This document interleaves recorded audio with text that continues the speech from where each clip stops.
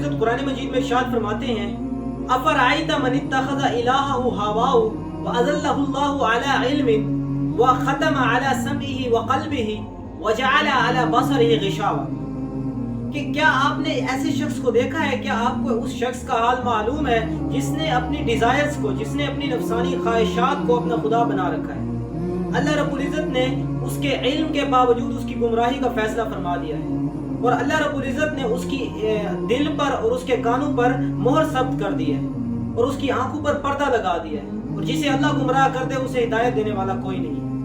تو جو لوگ نفسانی خواہشات کے پیچھے پڑ کے اللہ رب العزت کے حکم کو پس پوش ڈال دیتے ہیں، اور بس علم بھی ہوتا ہے کہ اس گناہ کا ہمیں نقصان ہے، وبال ہے، اس گناہ کے اوپر ہمارے ساتھ جہنم کا معاملہ کیا جائے گا، ہمارے ساتھ عذاب والا معاملہ کیا جائے گا، لیکن پھر بھی اپنی نفسانی خواہشات، کیونکہ نفسانی خواہشات کے پیچھے چلنا آسان ہوتا ہے، نفس اس کی طرف دوڑ کر جاتا ہے اور نیکی کی طرف نفس کو گھسیٹ کر لانا پڑتا ہے، اسی لیے انسان کا نفس کے پیچھے چلنا بہت آسان ہے، اور وہ نفسانی خواہشات کے پیچھے آسانی سے چلنے لگ جاتا ہے۔ شیطان کو دیکھ لیں، شیطان عالم بھی تھا، عابد بھی تھا، عارف بھی تھا، بہت بڑا علم والا تھا، کہتے ہیں کہ فرشتوں کی جماعت کا ایک استاذ تھا بہت بڑا، اور عالم تھا، عارف تھا، اللہ رب العزت کو پہچاننے والا بھی تھا، کیونکہ جب اللہ نے اسے دھتکارا تو اس نے اللہ رب العزت سے فوراً وہ مانگی، مہلت مانگی کہ مجھے قیامت تک مجھے مہلت دے، تو اللہ رب العزت نے فرمایا انک من المنذرین، کہ تجھے مہلت دی جاتی ہے قیامت تک۔ تو عارف تھا، اللہ کو پہچانتا تھا، عابد تھا، بہت بڑا عبادت گزار بھی تھا، بہت عبادت کرنے والا تھا، آسمانوں پر بڑا مشہور تھا، لیکن عاجز نہیں تھا، عاشق نہیں تھا اللہ رب العزت کا، اس کے اندر عاجزی نہیں تھی، اس کے اندر ہیوملٹی نہیں تھی۔ کیا اللہ رب العزت نے جب فرمایا وَإِذْ قُلْنَا لِلْمَلَائِكَةِ اسْجُدُوا لِآدَمَ فَسَجَدُوا إِلَّا إِبْلِيسَ أَبَىٰ وَاسْتَكْبَرَ وَكَانَ مِنَ الْكَافِرِينَ، کہ جب ہم نے فرشتوں سے کہا کہ آدم کو سجدہ کرو، آدم کے سامنے سجدہ کرو، تو سب نے سجدہ کیا سوائے ابلیس کے، اس نے انکار کیا اور تکبر کرنے لگا، ایروگینس شو کرنے لگا، اور کافروں میں سے ہو گیا اور انکار کرنے والوں میں سے ہو گیا۔ اس نے لاجک دی، اس نے کہا کہ میں سجدہ، جب اللہ رب العزت نے پوچھا کہ تو نے سجدہ کیوں نہیں کیا جب میں نے تجھے حکم دیا، تو کہنے لگا انا خیر منہ،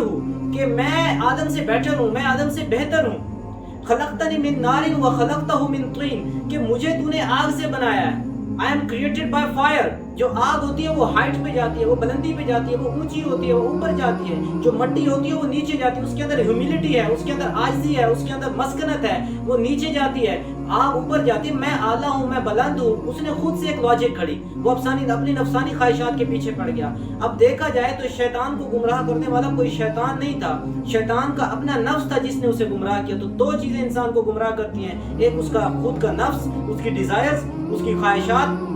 اللہ کے نبی صلی اللہ علیہ وسلم نے فرمایا کہ آسمان کے نیچے جتنے بھی خدا ہیں، سب سے بدترین خدا وہ ہے جو انسان اپنی نفسانی خواہشات کو بنائے، کیونکہ جب اس نفسانی خواہشات کے پیچھے پڑتا ہے آدمی تو نہ وہ حلال دیکھتا ہے، نہ حرام دیکھتا ہے، نہ جائز دیکھتا ہے، نہ جائز دیکھتا ہے، بس ان کے پیچھے چلا جاتا ہے اور ساری باؤنڈریز کراس کرتا چلا جاتا ہے۔ پھر اس کے دل پر بھی مہر لگ جاتی ہے، اب اس دل میں حق نہیں آتا، اس کے کانوں میں بھی مہر ثبت ہو جاتی ہے، اب اس کانوں میں حق جتنا آپ سنائیں اس کے اندر نہیں جائے گا، اس کی آنکھوں پہ بھی پردہ آ جاتا ہے، اسے حق دکھائی نہیں دیتا۔ وَلَهُمْ أَعْيُنُهُمْ لَا يُبْصِرُونَ بِهَا، آنکھیں تو ہوتی ہیں لیکن بصارت نہیں ہوتی، دیکھ نہیں سکتا انسان اپنی وہ جو حق دیکھنے والی آنکھیں ہوتی ہیں ان سے محروم ہو جاتا ہے۔ وَلَهُمْ آذَانٌ لَا يَسْمَعُونَ بِهَا، کان تو ہوتے ہیں لیکن ان سے سن نہیں سکتا۔ وَلَهُمْ قُلُوبٌ لَا يَفْقَهُونَ بِهَا، دل ہوتے ہیں لیکن ان کے اندر سمجھ نہیں ہوتی، ان کے اندر عقل نہیں ہوتی، ان کے اندر حق کو سمجھنے کی صلاحیت نہیں ہوتی ہے۔ تو انسان اپنی نفسانی خواہشات کے پیچھے نہ پڑے اور اپنے اللہ رب العزت کی حکم کے پیچھے چلے اور خواہشات کو اپنی کو دبائے جتنا دبا سکتا ہے۔